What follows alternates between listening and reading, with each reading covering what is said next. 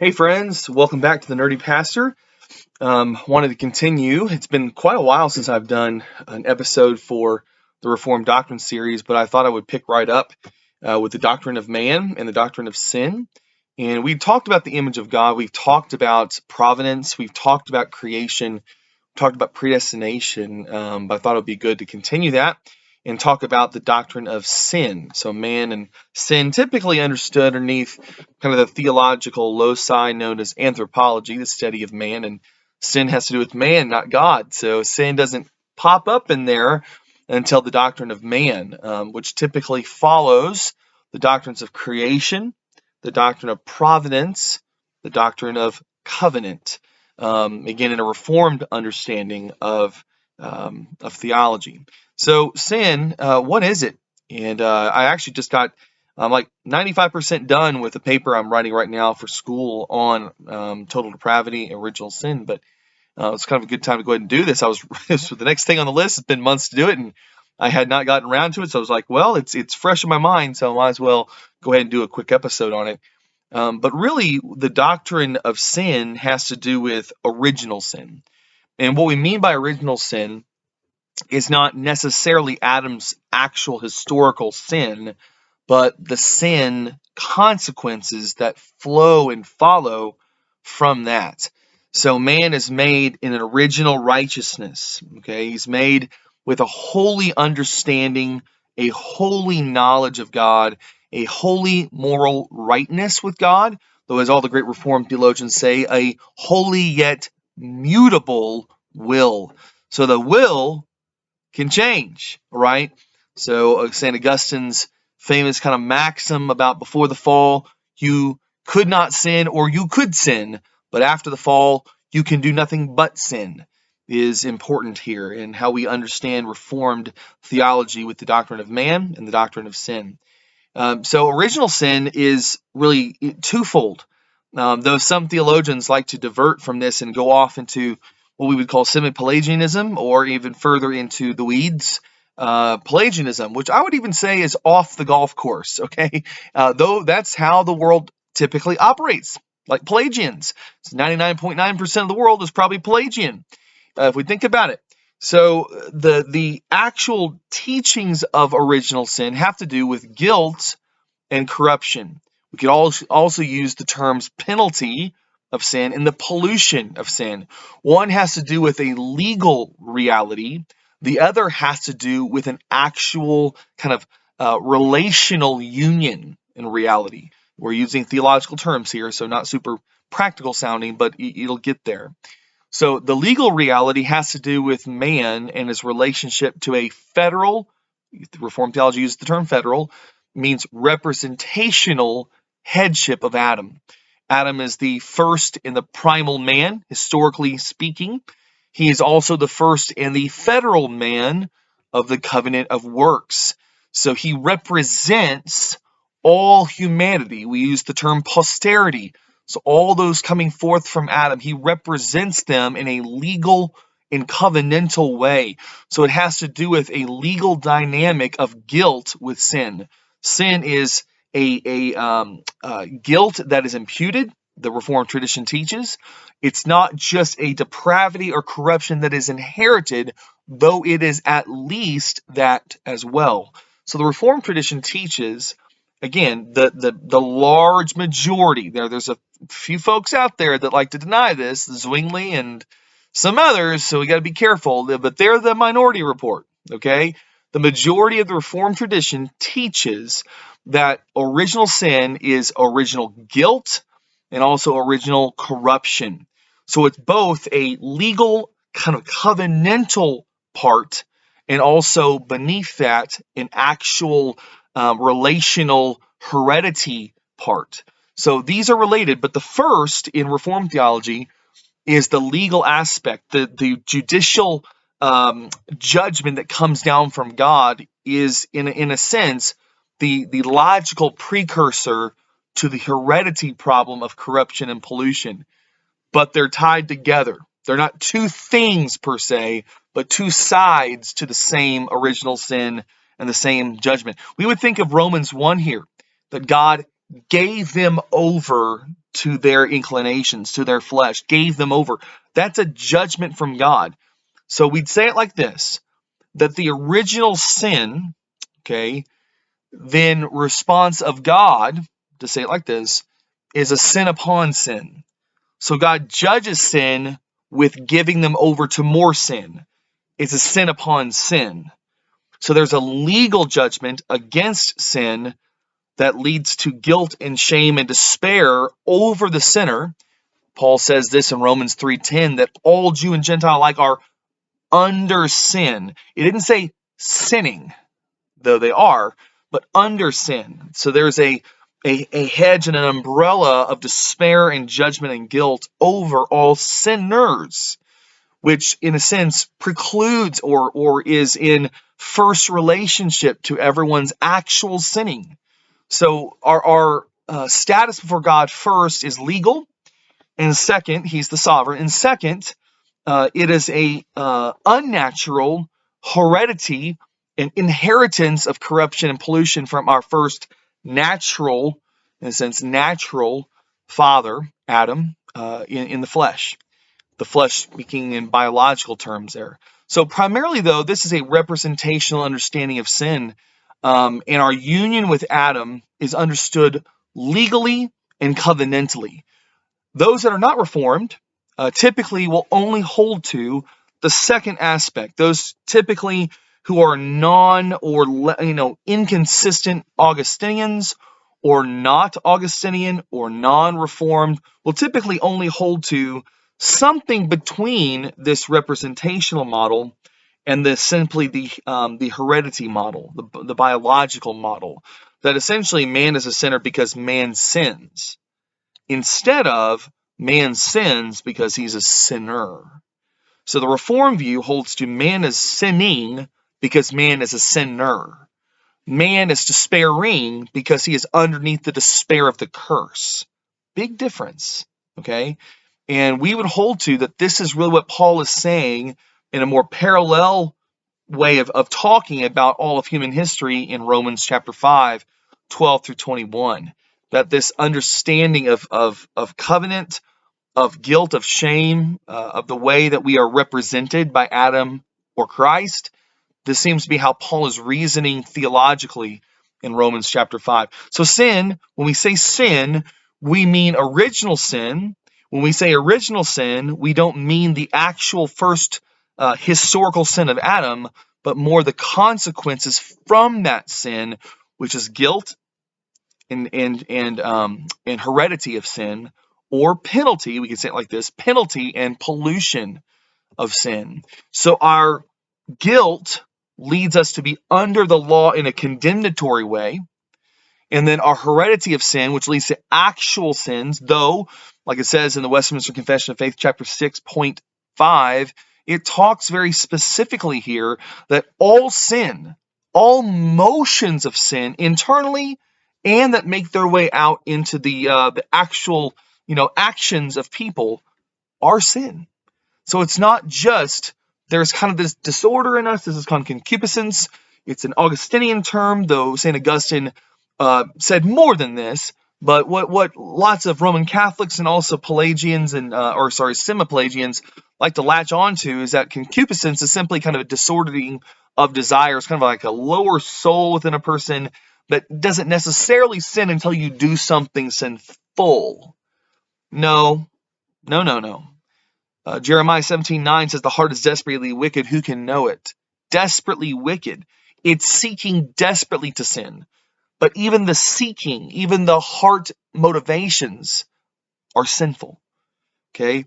So the issue is not just there's a disorder somewhere in there that eventually gives way to some symptom of sickness. It's actually that we're spiritually dead, we're rotting, dead inside. And because of the deadness inside of us, which is sin, the curse that hangs over us, which is guilt, and the actual things we're doing and not doing, which is commissive, omissive sin, we are totally, completely depraved. So we're not only sinning against God, we don't want to obey God. It's both and. So it's not just we don't want to obey God, but we're also sinning against God. And it's not just that we're failing God. We don't even want to obey God. This is very clear, I think, from Romans chapter 3, 9 through 20, along with verse 23. We can also look at, I think, the kind of the slam dunk passage on this, though there are a few. In the Old Testament would be Genesis 6, 5. And then also we think of Psalm 51, 5. And then Romans 8, 7, and 8. These are very, very clear passages. Many others, Ephesians 2, 1 through 3, and others. There are plenty of passages that talk about the Reformed doctrine of sin, how Reformed people have historically kind of confessionally understood the doctrine of sin. So we are sinners, not because we sin, okay? But we sin because we're sinners by nature. Charles Hodge has a very profound section on this in his second book of his systematic theology. And he says that the principle of sin, of depravity, is underneath the will. It's behind. It goes further back. We can't get to it. It's underneath the will, underneath the intellect, underneath the affections. It's behind the scenes further and farther than we've ever imagined. And it's just a very profound way of thinking about it, which leads to what we would say is an inability. Paul says that the person who lives in the flesh has set the mind on the flesh, cannot obey the law of God, Romans 8, 7, and cannot do anything to please God, Romans 8, 8. This is pretty clear, everybody. Okay? So the issue, I would say, is not, is humanity sinful? I think everyone's going to have to acknowledge that. The issue comes down to, on a Christian sense, is this a moral? Is sin moral, right? Or is it metaphysical? Is it existential? And typically the philosophers love to talk about sin existentially. That somehow, it's a devolving from the essence of humanity to existing as humanity. You think of Martin Heidegger in his book, Being in Time, and his idea of being in the world, kind of being thrown into the world.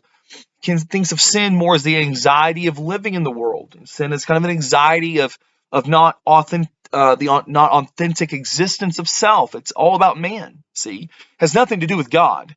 It's all about man. Then Heidegger is kind of a pantheist essentially, but even worse, very impersonal pantheist in a sense. So we think of sin in a metaphysical way, what the philosophers typically do, and it's not necessarily a moral or ethical problem. It's more of an existence problem. It's an authenticity problem. This is our world today, is it not? The world thinks about self-authenticity.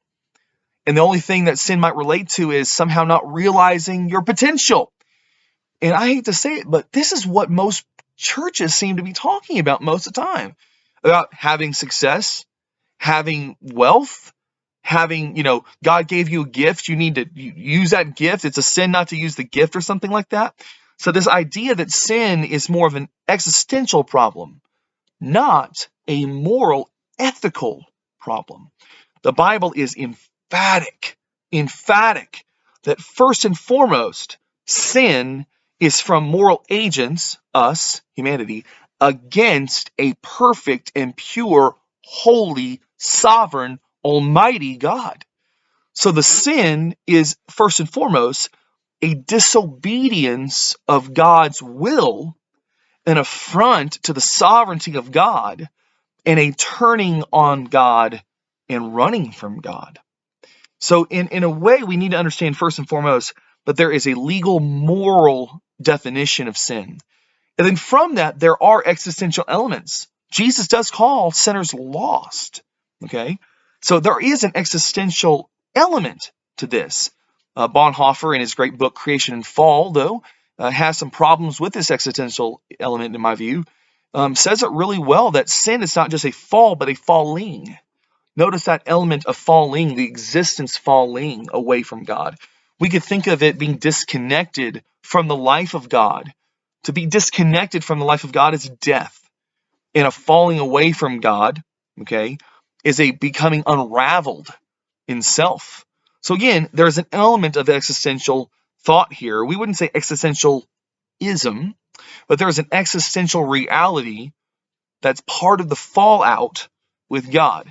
But first and foremost, it's a moral and ethical issue. So original sin, penalty and pollution, guilt and corruption seems to be what the clear teaching of the scriptures are.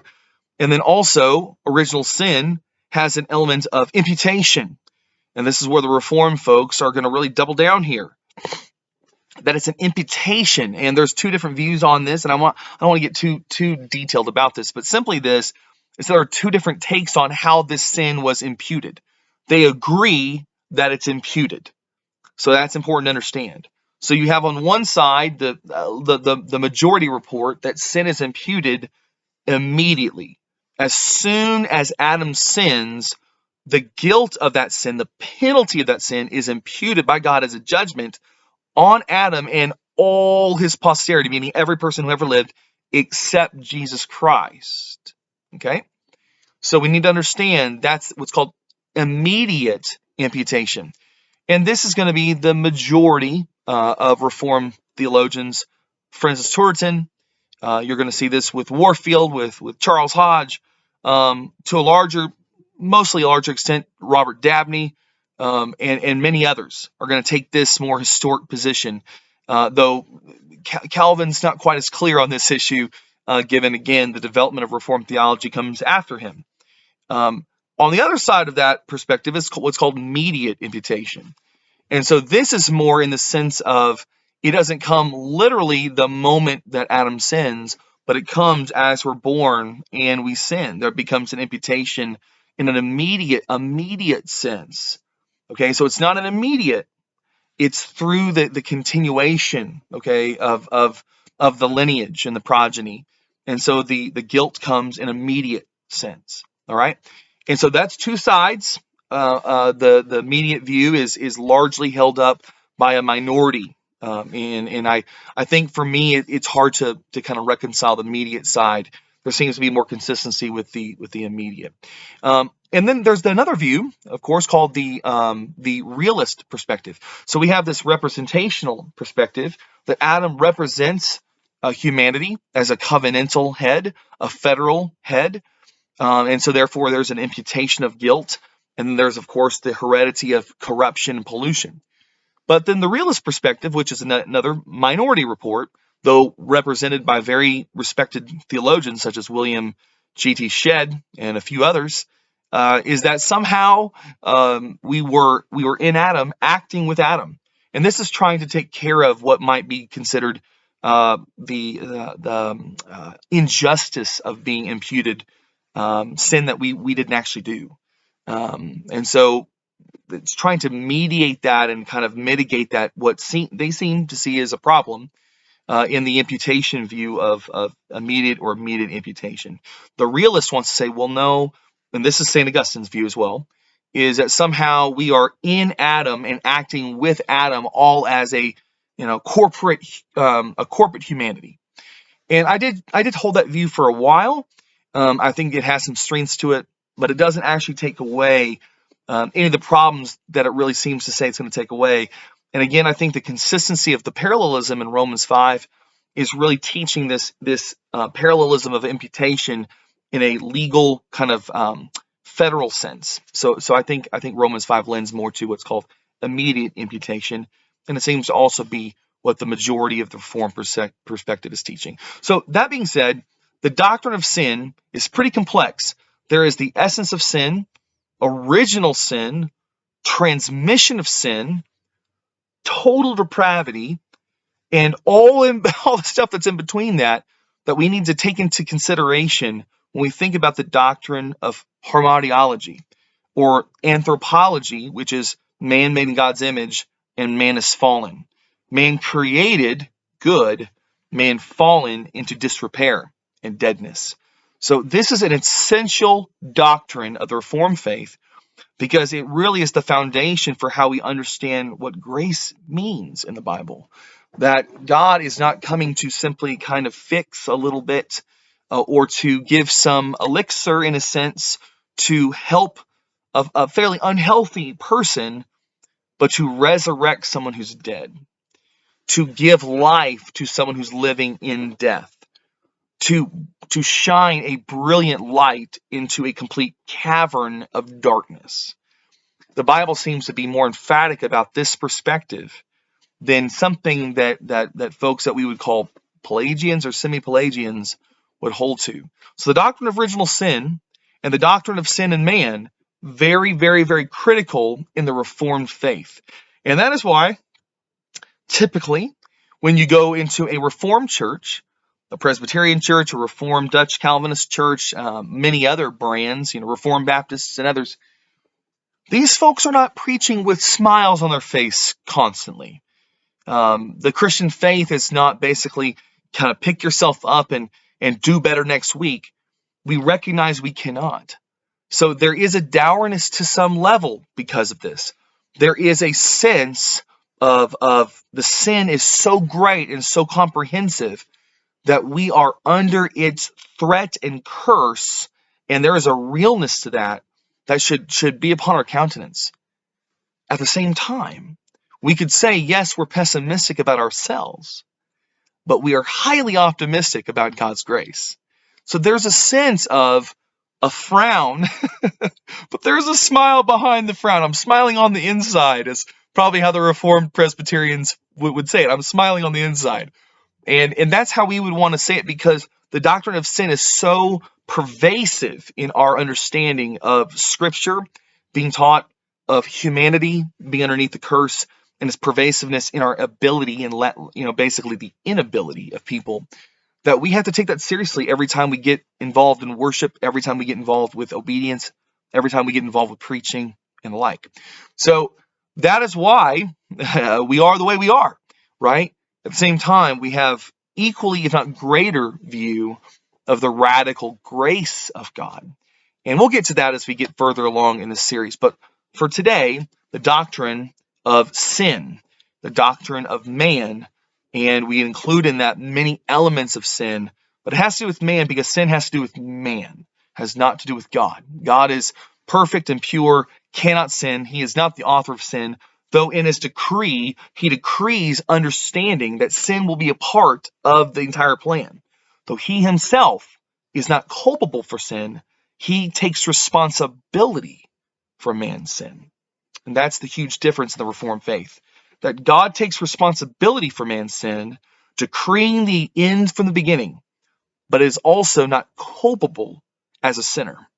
So that's a important biblical distinction that we will make, because God is in control even of all and through and with all the sinful things in this world. So I hope that helps a little bit, and we're doing this series every couple months, so sorry for the long gaps in between, but I hope it's helpful and will bless you as you continue to search the Scriptures and to walk with Christ.